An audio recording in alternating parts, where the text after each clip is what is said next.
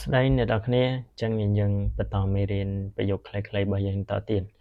ចឹងយើងដល់ប្រយោគទី4ហើយបាទចឹងប្រយោគទី4របស់យើងគឺបាទតាចា请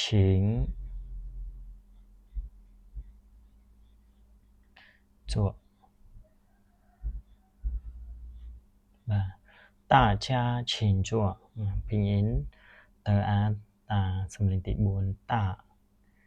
G E R 加បាទ请坐 OK តាទៀតបាទកាន់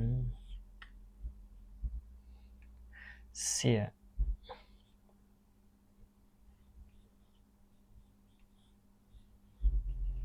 吃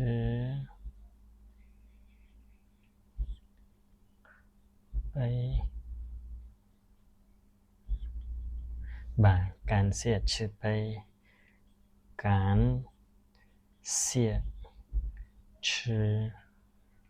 杯អូខេអញ្ចឹងយើងមាន2 clear នេះបាទ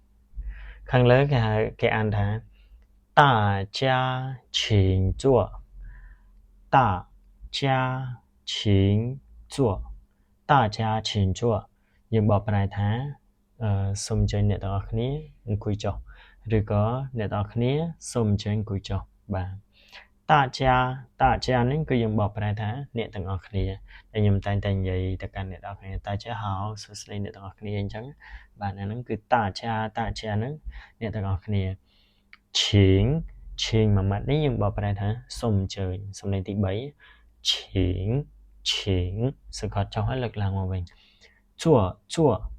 ជួនេះគឺយើងបកប្រែថាអង្គុយបាទអញ្ចឹងបូកចូលគ្នាតាចាឈៀងជួ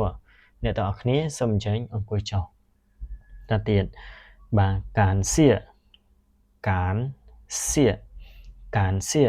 谢នេះយើងបកប្រែថាសូមអរគុណឬក៏សូមថ្លែងអំណរគុណពាក្យថាការមួយម៉ាត់នេះគេហៅថាអារម្មណ៍ដល់ពេលសៀនេះគឺអរគុណអញ្ចឹងអារម្មណ៍នៃការអរគុណអារម្មណ៍នៃការថ្លែងអំណរគុណទៅកាន់គេអញ្ចឹងបាទឈឺបៃ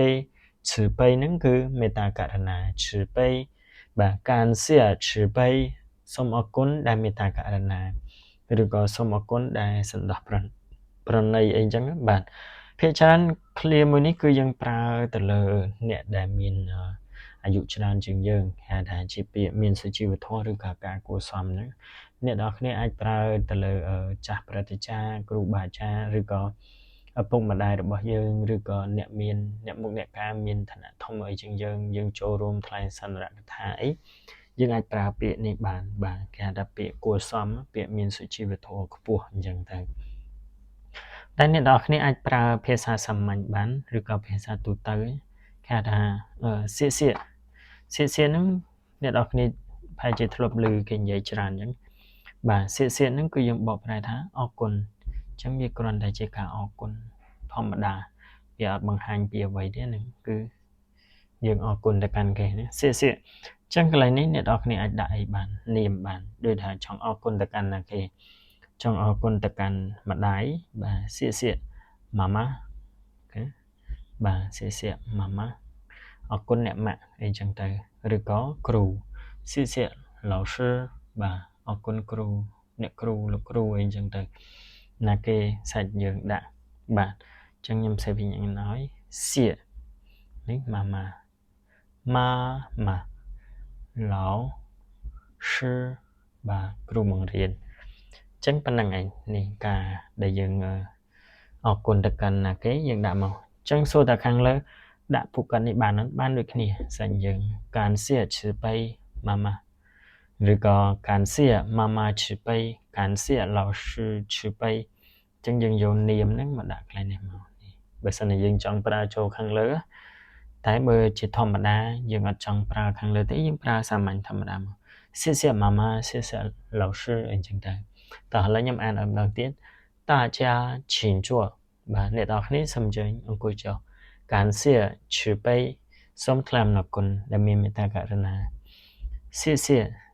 បាទអរគុណឬក៏សៀម៉ាម៉ាអរគុណម៉ាក់សៀ老师អ អរគុណលោកគ្រូឬក៏អ្នកគ្រូអូខេអញ្ចឹងនេះវាជាប្រយោគខ្លីរបស់យើងគឺប្រយោគទី4ហ្នឹង